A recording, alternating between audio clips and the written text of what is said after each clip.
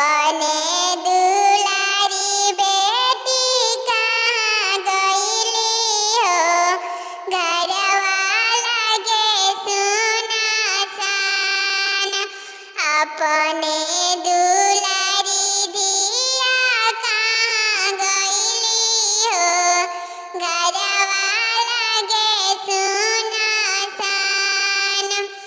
खेत खरिहानिया से चचयनी हो, करी बेटी के पुकार। अपने दुलारी बेटी कहाँ गईली हो, महल लगे सुनसान। अपने दुलारी धिया कहाँ गईली हो, आंगन लगे सुनसान। अपना महलिया से अम्मा निकलस हो, सुनी प्रभु अरज हमार।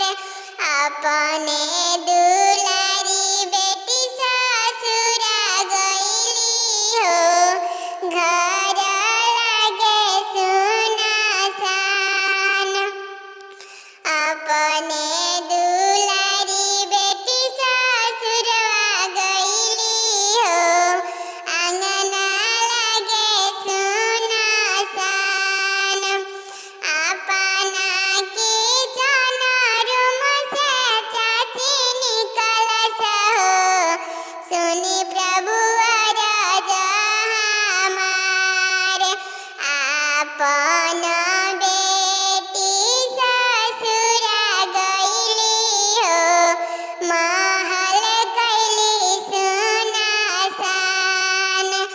अपन धियावा पराया भइली हो, आंगन कैली सुनसान। खेत खरिहानिया से भैया अइले हो, करस बहिनी के पुकार। हमारे दुलारी बहिनी कहाँ गईली हो, आंगन लगे सुनसान। हमारे अपन बहिनी कहाँ गईली हो, कैली घर सुनसान। अपना महलिया से भाभी निकलस हो, सुनी प्रभु अरज हमार। राउ